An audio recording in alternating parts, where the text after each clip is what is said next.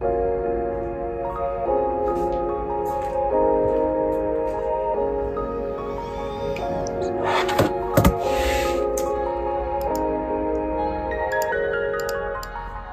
всім привіт! Мене звати Арсен, я веб-дизайнер і вже більше 6 років я займаюся веб-дизайном та розробкою сайтів. Працював в багатьох агенціях, декілька з них це GeeksArts. Можливо, бачили їх «Шоти на дріблі». Також працював в креативній агенції Clickable, де за 3,5 роки я доріс до посади креативного директора та дизайн-ліда. І наразі останній рік я вже маю власну агенцію Figmatica, де ми працюємо здебільшого з стартапами над великими проектами. Тому дуже радий з вами познайомитись і запрошую вас до перегляду нашого першого відео.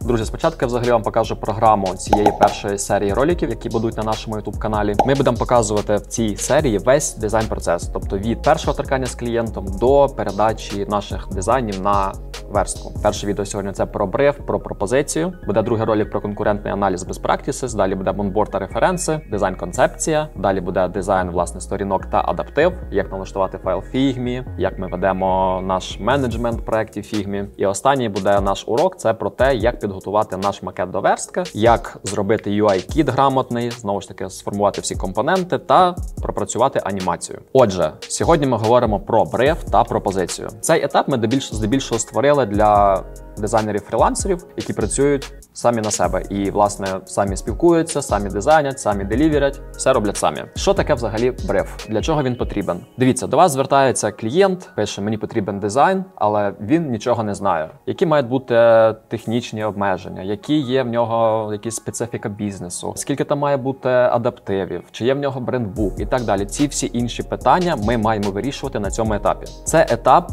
просто екстра важливий. На ньому ми маємо задати клієнтові дуже багато запитань. І ці запитання в нас є сформовані в нашому брифі, який ми створили для своєї агенції. До речі, всі документи, про які буду говорити в цьому відео, ви знайдете в нашому телеграм-каналі, посилання на яке ми залишимо в описі до цього відео. Тому дивіться, що таке взагалі бриф? Це анкета-документ, як я сказав, в якому описуються всі основні завдання по проекту, вимоги і вхідні дані. Але з брифом є нюанси. Дивіться, зазвичай брифи виглядають дуже складно. Вони великі, вони виглядають насправді комплексно і замовникам просто лінії заповняти. Бували такі випадки, що люди, навіть я надсилав клієнтові бриф ще на початку своєї дизайн-кар'єри, і людина сказала, я заповню завтра і тобі надішлю. І пропадав просто.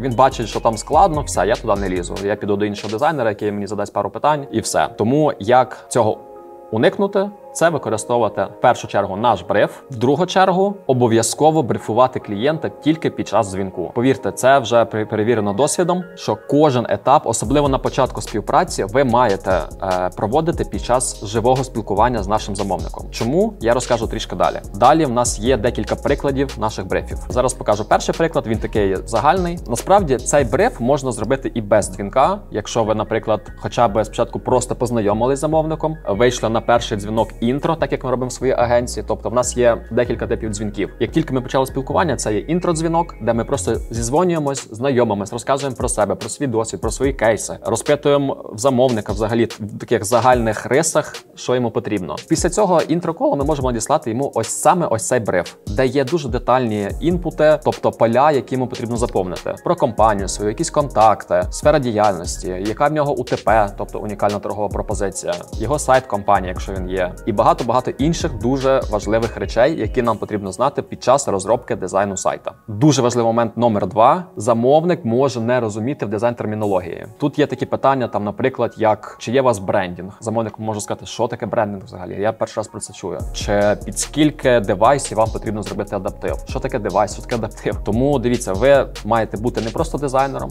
ви маєте одразу на своїх навіть початкових етапах вже бути ментором для своїх клієнтів. Ви маєте їх гайдити і вчити, що значить те чи інше слово. Давайте рухатись далі. Приклад номер 2. Ось це саме бриф, по якому ми працюємо в 90% випадках. У нас він розбитий на 3 етапи. Дивіться, перший етап – це взагалі ми опрацьовуємо запит, тобто з'ясовуємо первинне завдання, його терміновість, орієнтовний бюджет. Тут ми розпитуємо, це приклади запитань. Дивіться, дуже важливо, що ми ніколи не задаємо всі питання підряд. Тому що, дивіться, можливо, ви щось вже знаєте, можливо, ви щось почули раніше. Ніколи не робіть машинально все як робот. розумієте, ми люди і ми маємо вести живу розмову, тому ось ці питання ми задаємо натурально і живо, як і сказав раніше. Далі, другий етап – це знайомство, де ми вже з'ясовуємо саме бізнес-завдання, розповідаємо про себе детальніше та про процес роботи команди. Покажемо релевантні кейси, обговоримо очікування клієнта. Також є список питань, орієнтирів, які ви можете задавати під час цього етапу. І третій етап вже брифінг – це ми уточняємо всі моменти, фіналізуємо. Якщо якісь незакриті питання є, ми їх також всі задаємо, вирішуємо, пропонуємо такий роудмап і детально нашу тактику того, як ми будемо цю його задачу вирішувати. Це завдання. Оце ми зараз поговорили про бриф і то, які вони бувають. І є другий важливий крок під час оцього першого етапу, першого торкання з клієнтом. Це коли ми вже дізналися, що нам потрібно, розпитали все і сформували для клієнта пропозицію. Що таке взагалі пропозиція? Це коли ми стаємо на одне коліно і кажемо, чи ви... Я жартую. Пропозиція – це документ, в якому описані естімейти на розробку, а саме, які будуть етапи, це та тактика, roadmap, тобто ваших кроків. Всі етапи мають бути розписані для клієнта детально і прозоро, щоб він бачив, як буде відбуватись процес. Початок, тобто ви робите аналіз, 2, ви робите мудборд, 3, ви починаєте дизайнити, 4, 5, 6 і так далі. Це все має бути розписано в пропозиції. Далі обов'язково пропозиції мають бути строки, тобто коли кожен етап має бути закритий. Клієнтам дуже важливо бачити строки. Да, є статистика, що зазвичай в 2 рази дизайнери трошки промахуються з тими строками, але ви маєте називати їм чітку дату. Повірте, часто буває, що вона сувається туди чи назад, здебільшого вперед, не тільки по вашій там провині, буває клієнт того пропадає і так далі. Тому ставте чіткі строки, що 28 березня буде точно там дизайн. До 128-го чудово, до 129-го нічого страшного сильно не буде, якщо один день. Бажано не більше. Але, звісно, в ідеалі краще бути пунктуальним і робити все в строк. Але часто, як я сказав, по статистиці, взагалі світовій, воно трошки йде не так. І остання вартість, обов'язково вказати вартість на вашу роботу. Зараз я вам покажу декілька прикладів пропозалів англійською, які використовуємо ми в своїй агенції. Дивіться, взагалі в нас є їх, напевно, біля 5 цих пропозалів, і вони всі під різні задачі різної складності і різного обсягу. Я зараз вам покажу один з прикладів. Всі приклади ви знайдете знову ж таки в нашому телеграм-каналі, посилання на яке я залишу в описі до цього відео. Що таке пропозал? Як він у нас виглядає? Це Excel-файл, де в нас автоматично будується ціна. Дивіться.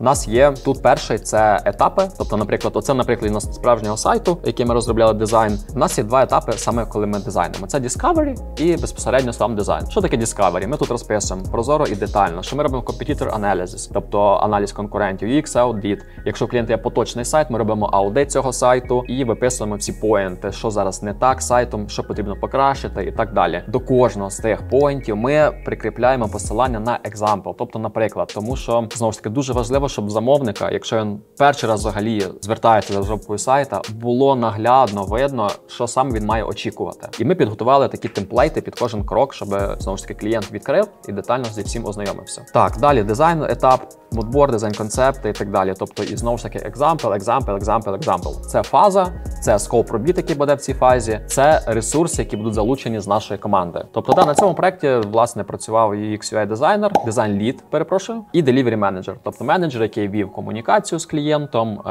створював таски для дизайнера, власне, підключався на дзвінки і так далі. І далі ми вказуємо, скільки годин в тиждень має працювати над цим проектом той чи інший член команди. В наступному стопчику ми бачимо рейт, тобто це вартість цього працівника команди за годину для клієнта. І в фіналі в нас вимальовується, що там цей проект нас займе 1 тиждень. По вартості, як ми бачимо, це буде $1430. Ця вартість у нас будується з нашої погодинної роботи. Ми використовуємо в нашій агенції здебільшого такий тип оцінки проєктів, як time material, тобто оцінка погодинно. До речі, про оцінку проєктів, якщо вам цікаво, якщо вам буде цікаво, насправді напишіть, будь ласка, коментар. Ми знімемо окремий ролик, де розкажемо детально про те, які є види оцінювання проєктів і які ми вважаємо є найкращими. Також у нас тут є дата, коли ми, наприклад, потенційно можемо почати цей проєкт, і коли там замовник має вносити ту чи іншу частину оплати. Ну що, друзі, давайте підсумуємо. Перше, дуже важливо на першому етапі бриф. Короткий, живий, детальний бриф. Обов'язково під час дзвінку. 2. Дзвінки. Особливо на перших етапах співпраці з клієнтом важливі дзвінки. Кожен етап супроводжувати дзвінком, тому що люди працюють з людьми. Дуже важливо показати свою експертність. Дуже важливо, щоб в клієнта виникло відчуття